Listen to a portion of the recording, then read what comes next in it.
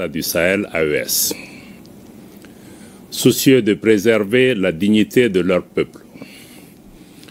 de préserver l'intégrité de leur territoire face aux velléités impérialistes et néocolonialistes, leurs excellences le capitaine Ibrahim Traoré, président du Faso, chef de l'État du Burkina, le général d'armée Assimi Goïta, président de la transition, chef de l'État du Mali, et le général de brigade Abdourahmane Tiani, président du Conseil national pour la sauvegarde de la patrie, chef de l'État du Niger, ont créé le 16 septembre 2023 l'Alliance des États du Sahel. Ce nouvel élan décisif, porté par une volonté commune d'accéder à une souveraineté véritable et d'amorcer une réelle dynamique des peuples, s'est renforcé suite au retrait des 3 pays de la Communauté économique des États de l'Afrique de l'Ouest, CEDEAO, le 28 janvier 2024, et la création de la Confédération des États du Sahel, AES, le 6 juillet 2024. Le Collège des chefs d'État de la Confédération AES constate que depuis l'adoption de cette nouvelle posture stratégique, portée par des aspirations légitimes à la liberté et à la paix,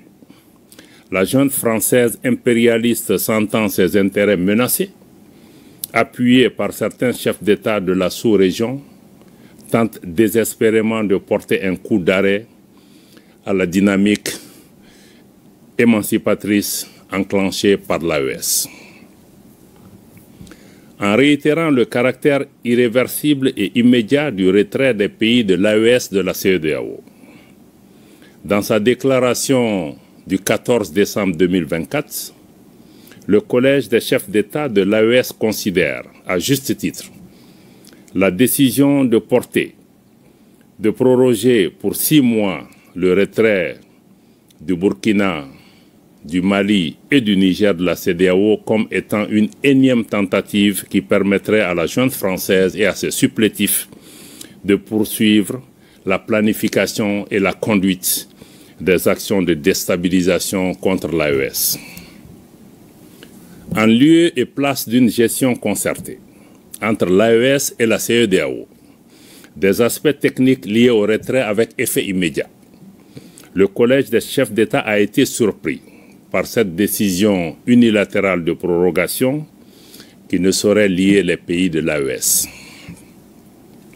Le Collège des chefs d'État constate avec regret qu'au sein de la CEDEAO,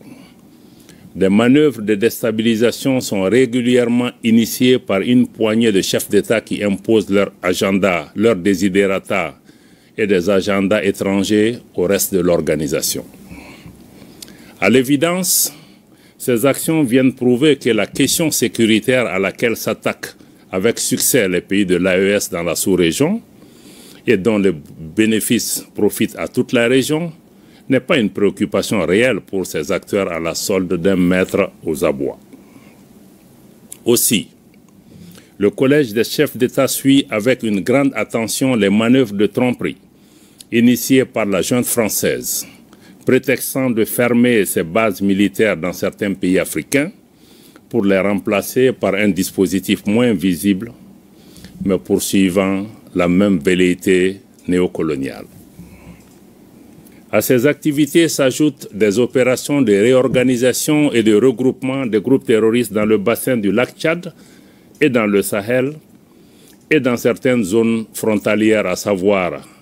Niger-Nigeria, Niger-Bénin, Niger-Burkina, Bénin-Burkina. Ceux-ci reçoivent de la part des États étrangers des appuis divers, notamment financiers, et des moyens logistiques visant à déstabiliser l'AES. Face à la gravité de ces faits, le Collège des chefs d'État de la Confédération 1 décide de mettre les forces de défense et de sécurité en état d'alerte maximale. 2. Décide de faire de l'espace confédéral un théâtre unique d'opérations militaires, coexistant avec les théâtres militaires nationaux en cours. 3.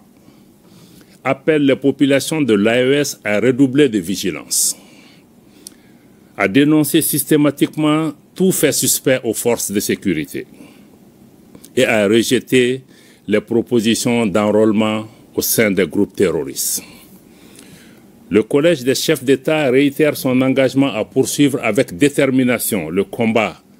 du peuple de l'AES pour sa souveraineté véritable et sa dignité. Fait à Bamako le 22 décembre 2024, signé le général d'armée Assimi Goïta, président de la transition, chef de l'État, président de la Confédération des États du Sahel.